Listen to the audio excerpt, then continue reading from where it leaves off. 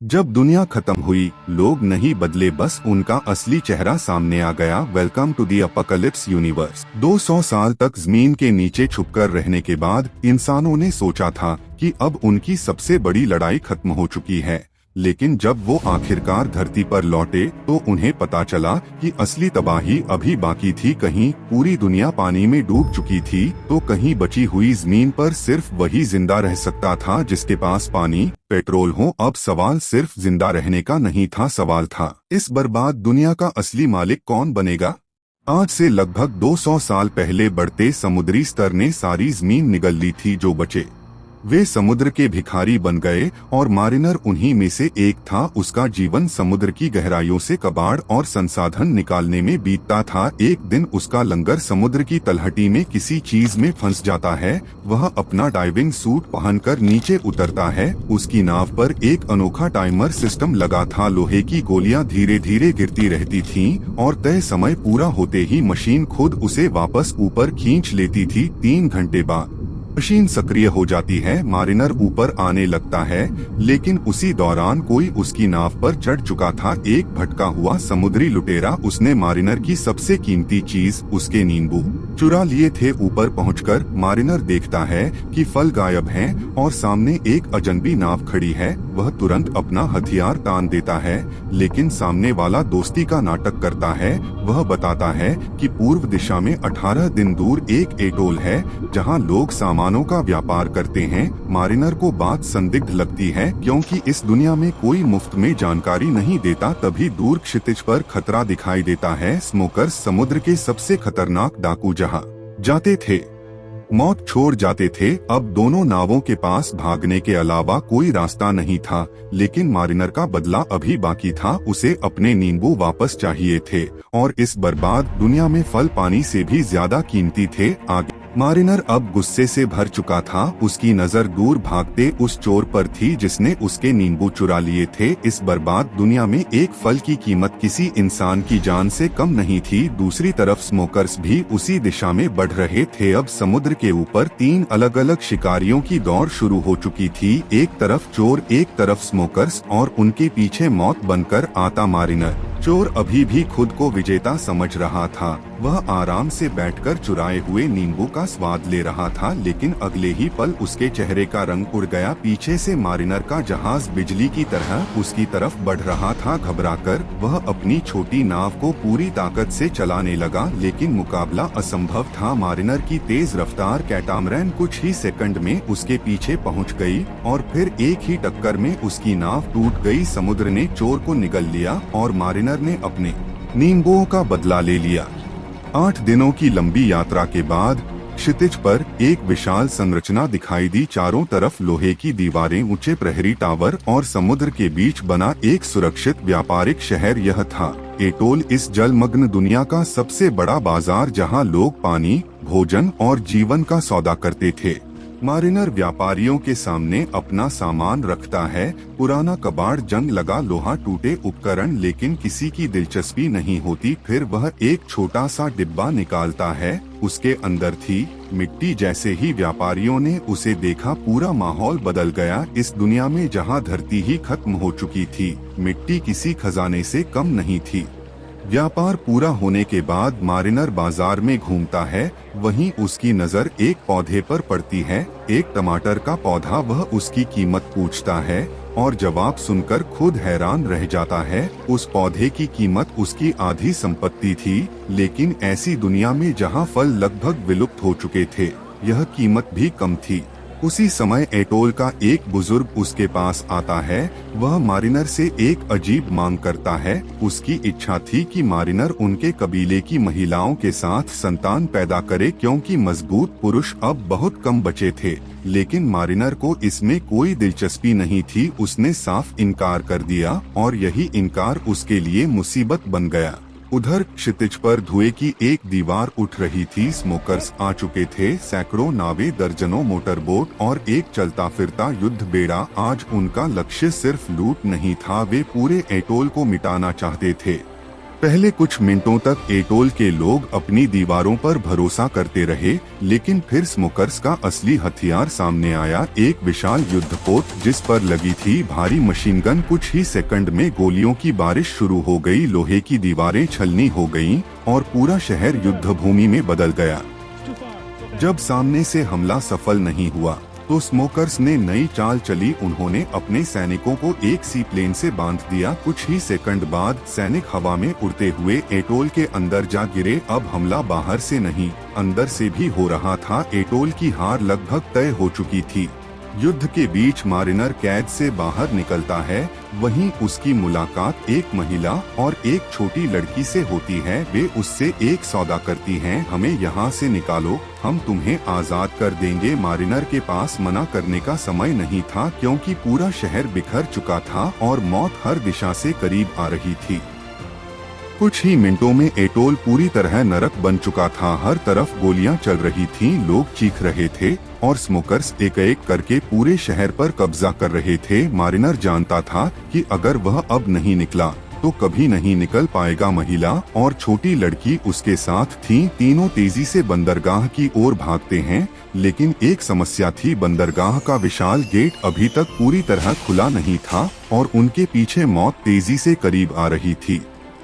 मारिनर लोहे की रस्सी पकड़कर ऊपर चढ़ जाता है। नीचे स्मोकर्स गोलियां बरसा रहे थे। एक गलत कदम और सीधा समुद्र में गिरकर मौत। लेकिन मारिनर रुकता नहीं, वह कंट्रोल सिस्टम तक पहुंचता है और पूरी ताकत से गेट खोलने की कोशिश करता है। उसी समय छोटी लड़की ऊपर से उसे रास्ता बताती है। कुछ सेकंड बाद भारी दरवाजा आखिर खुल जाता है। समुद्र का रास्ता फिर से आजाद हो चुका था। स्मोकर्स का सरदार दूर खड़ा सब देख रहा था। उसकी आंखों के सामने उसका शिकार भाग रहा था और उसे यह बिल्कुल पसंद नहीं आया। उसने तुरंत पूरे बेड़े को पीछा करने का आदेश दे दिया। अब यह सिर्फ भागने की कोशिश नहीं थी, यह समुद्र पर होने वाली एक नई जंग की शुरुआत थी। युद्धपोत पर लगे मशीन गनर लगातार फायरिंग कर रहे थे, लेकिन उन्हें पता ही नहीं चला कि जहाज की दिशा बदल चुकी है। कुछ ही सेकंड बाद उनकी गोलियां सीधे अपने ही लोगों पर बरसने लगी। समुद्र में अफरा-तफरी मच गई। स्मोकर्स पहली बार खुद अपने हथियारों का शिकार बन रहे थे। आखिरकार मारिनर, महिला और लड़की बच निकलते हैं, लेकिन उनकी समस्याएं खत्म नहीं हुई थीं। जहाज क्षतिग्रस्त था, मीठा पानी लगभग खत्म था और समुद्र का कोई अंत नजर नहीं आ रहा था। तीनों अब एक ही नाव में कैद थे, मजबूरी का साथ, लेकिन भरोसा बिल्कुल नहीं। महिला बार बार एक ही बात कहती है, कहीं न कहीं जमीन जरूर है। वह छोटी लड़की की पीठ पर बने रहस्यमय नक्शे की तरफ इशारा करती है। उसे यकीन था कि वही नक्शा उन्हें ड्राईलैंड तक पहुंचा सकता है, लेकिन मारिनर हंस देता है। उसने पूरी जिंदगी समुद्र में बिताई थी, उसके लिए जमीन सिर्फ एक कहानी थी, एक मिथक, एक झूठ। अगली सुबह तीनों अपनी अपनी बची हुई थोड़ी सी पेशाब मशीन में डालते हैं। यही उनकी पानी बनाने की आखिरी उम्मीद थी। मशीन धीरे धीरे काम करती है और बदले में कुछ बूंदें मीठा पानी देती है। मारिनर पहले खुद पीता है, फिर अपने टमाटर के पौधे को पानी देता है। महिला उसे घूरती रह जाती है, लेकिन मारिनर के लिए पौधा सिर्फ पौधा नहीं था, वह उसके भविष्य का आखिरी निशान था। तभी ऊपर से इंजन की आवाज सुनाई देती है। एक विमान, स्मोकर्स ने उनका पीछा नहीं छोड़ा था। विमान नीचे आता है और अगले ही पल गोलियों की बारिश शुरू हो जाती है। अब समुद्र पर नहीं, आसमान से मौत बरस रही थी। जहाज बुरी तरह हिल रहा था। मारिनर हथियार लेने गया हुआ था। उसी समय महिला क्रॉसबो उठाती है। पहली बार एक गहरी सांस, एक निशाना और तीर सीधे विमान के गनर को जा लगता है। पूरा विमान हिल जाता है, लेकिन असली मुसीबत अभी शुरू हुई थी, क्योंकि तीर से बंधी स्टील केबल विमान में फंस चुकी थी। अब विमान और जहाज एक दूसरे से बंध चुके थे। विमान ऊपर उठता है, जहाज भी उसके साथ खींचने लगता है। मारिनर जानता था अगर केबल नहीं कटी तो सब खत्म हो जाएगा। वह सबसे ऊंचे हिस्से पर चढ़ जाता है। मौत उसके नीचे इंतजार कर रही थी। एक तरफ विमान, दूसरी तरफ समुद्र और बीच में सिर्फ एक रस्सी। फिर अचानक एक जोरदार झटका लगता है और मारिनर सीधा समुद्र में जा गिरता है। काफी देर बाद मारिनर वापस जहाज पर चढ़ता है। महिला डरी हुई थी, उसे लगा अब उसकी मौत तय है, लेकिन मारिनर कुछ और करता है, वह सिर्फ उसके बाल काट देता है। एक अजीब सजा, एक अजीब चेतावनी, और इसी पल से इन तीनों की यात्रा एक नए मोड़ में प्रवेश करती है। क्यों बीतते गए, समुद्र हमेशा इंसानों का सहारा नहीं बना रहा। धीरे धीरे पानी पीछे हटने लगा, लेकिन अपने पीछे छोड़ गया एक ऐसी दुनिया जो पहले से भी ज्यादा बेरहम थी। जहां कभी चारों तरफ समंदर था, वहां अब सिर्फ जलती हुई रेत थी। मीठा पानी, पेट्रोल और जिंदा रहने की उम्मीद, तीनों एक साथ गायब हो चुके थे। अब इंसान लहरों से नहीं, इंसानों से लड़ रहा था। और यहीं से शुरू होती है हमारी अगली कहानी। इस नई दुनिया में एक आदमी था, मैक्स। वह बस अकेला था, एक भटकता हुआ सर्वाइवर जिसने दुनिया से उम्मीद करना बहुत पहले छोड़ दिया। लेकिन किस्मत मैक्स के लिए कुछ और ही सोच चुकी थी। एक दिन रेगिस्तान में सफर करते समय मैक्स पर अचानक हमला हो जाता है। चारों तरफ से पागल लुटेरे उसे घेर लेते हैं। मैक्स को पकड़ लिया जाता है, उसका सिर मुंडवा दिया जाता है, लेकिन असली कारण उसकी कार नहीं थी, उसका खून था। मैक्स का ब्लड ग्रुप था ओ नेगेटिव, दुनिया का सबसे दुर्लभ और कीमती रक्त। और इस बर्बाद दुनिया में जहां लोग बीमारियों से मर रहे थे, ऐसा खून किसी खजाने से कम नहीं था। मौका मिलते ही मैक्स भागने की कोशिश करता है। अंधेरी सुरंगों से गुजरता हुआ वह एक विशाल दरवाजे तक पहुंचता है। दरवाजा खुलता है, उसके सामने था सिटाडेल, एक विशाल किला जो पूरे रेगिस्तान पर राज करता था। इस किले का मालिक था तो जो एक बूढ़ा तानाशाह, जिसका शरीर सड़ रहा था, जो बिना मशीनों की मदद के सांस भी नहीं ले सकता था। लेकिन फिर भी लाखों लोग उसे भगवान मानते थे, क्योंकि उसके पास था सबसे कीमती संसाधन, पानी। और इस दुनिया में जिसके पास पानी था वही भगवान था। इमॉर्टन, जो की 5 पत्नियां थीं, दुनिया की सबसे खूबसूरत महिलाएं, लेकिन जो उन्हें पत्नी नहीं मानता था, उसके लिए वे सिर्फ बच्चे पैदा करने की मशीनें थीं। क्योंकि उसका साम्राज्य विशाल था, लेकिन उसका कोई योग्य उत्तराधिकारी नहीं था।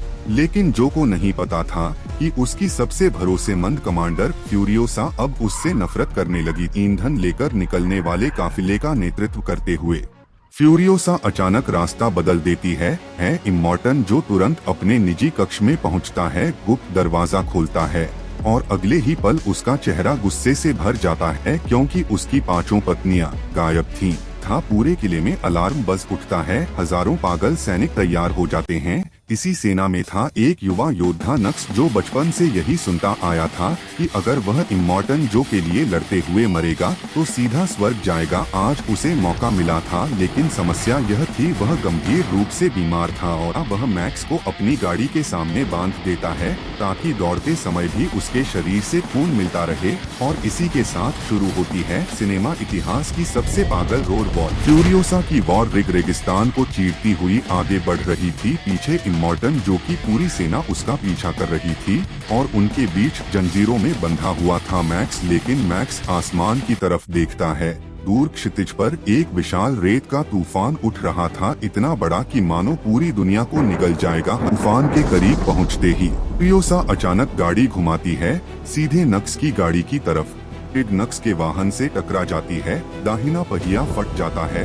जैसे ही सैनिक उसे पीछे ले जाते हैं, मैक्स मौका देखकर तूफान के अंदर प्रवेश करते ही चारों तरफ सिर्फ अंधेरा। गाड़ियां हवा में उड़ने लगती हैं और फिर एक विशाल विस्फोट, पूरा रेगिस्तान आग के गोले में बदल जाता है।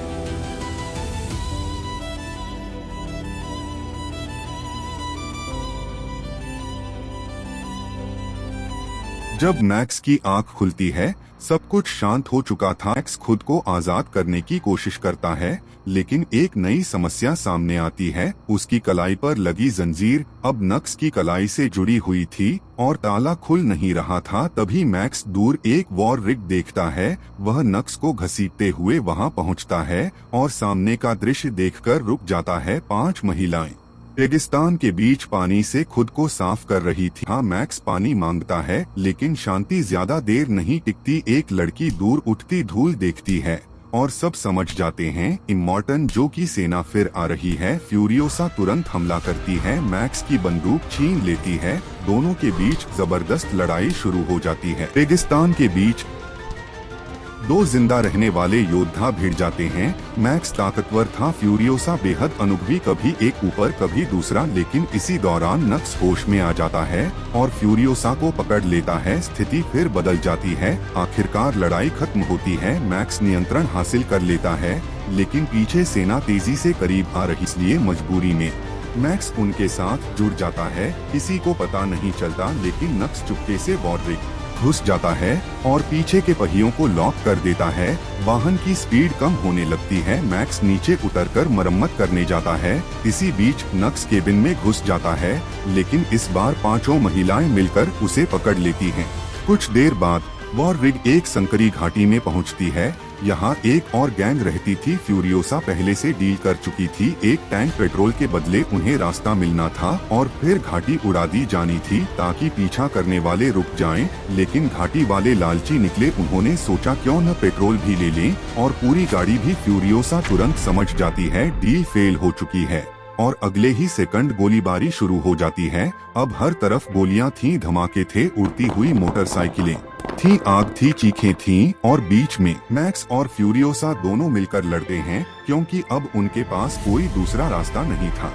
घाटी से निकलने के बाद सबको लगा शायद पीछा छूट गया, लेकिन तभी दूर धूल का एक और बादल दिखाई देता है। इमॉर्टन जो वापस आ चुका था पीछा करते हुए, जो की नजर अपनी गर्भवती पत्नी पर पड़ती है। वह उसे जिंदा चाहता था क्योंकि उसके पेट में उसका भविष्य था। लेकिन जंग के बीच एक भयानक दुर्घटना हो जाती है। गर्भवती महिला वाहन से गिर जाती है और उसकी मौत हो जाती है। जब इमॉर्टन जो को यह पता चलता है, उसका दिमाग पूरी तरह खराब हो जाता है।